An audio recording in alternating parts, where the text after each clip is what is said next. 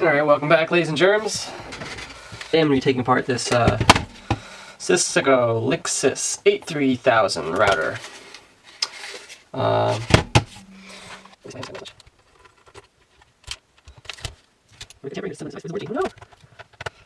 Flash that blinder. California's new right here. Legislation. And have a sticker. Not doing very much, is it?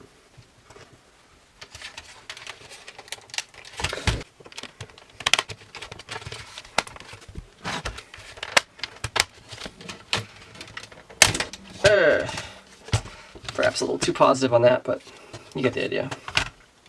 Lots of sliders in here to create all these square elements are the sliders to create these snap fit locks at the bottom.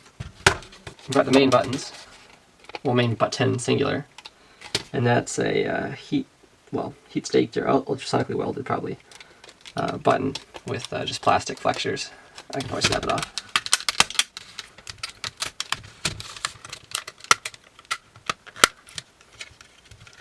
There we go, single piece, but we managed to get the movement out of those spider limbs. Boop, boop, boop. And of course we've also got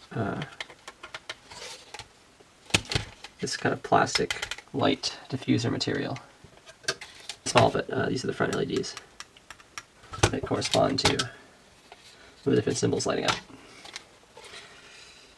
1 through 4, wireless, planet, USB, power. Who knows what that planetary one is, man? That's definitely a little dated. Snap it once enough.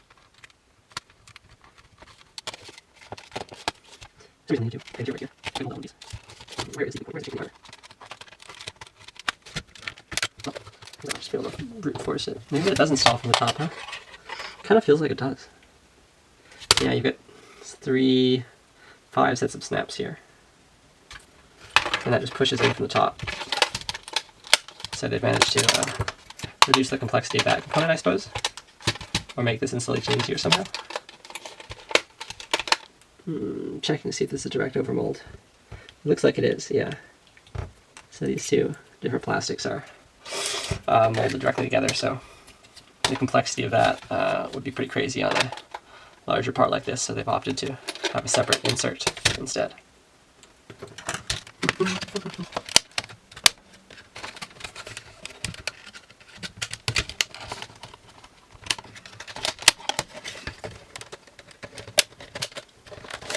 There's a lot of snaps in this, I say that.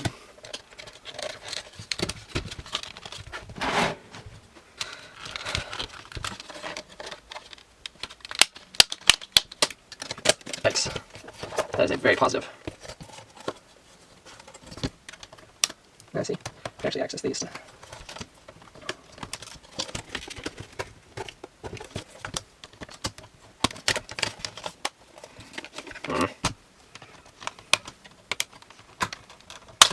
There we go. Alright. We've got an impressively complicated part right here. Kind of like a pad printed or in mold. Part, wow. There's too many undercuts, no. No, it's again another combination, I believe.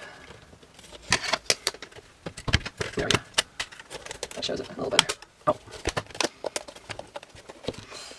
Hats off to the engineers that did the snapping system. It is thoroughly complicated. Okay, whew. So here's the base part. Gloss finish on the top. Air vents. Insert.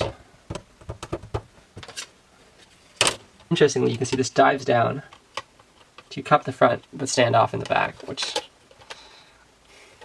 impressively complicated. Alright, looking at these, they weren't attached to the top, so perhaps they're just some sort of shielding or grounding.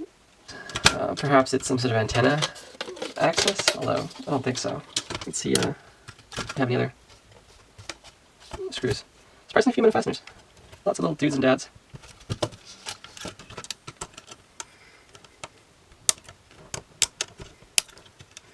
These are all heat staked. Those look like antennas, don't they? Well, they're pretty crude ones compared to those crazy giant space ones that I've seen, or the ones in smartphones, right? This looks less like an antenna component, but it's hard to tell what it really is. I don't know if these curves are for bending or actual antenna stuff.